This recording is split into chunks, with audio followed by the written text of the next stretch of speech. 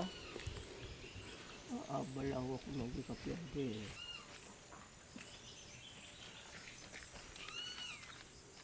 Wala ako.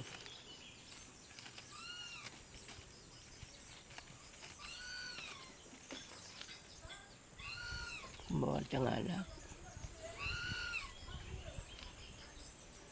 Yeah.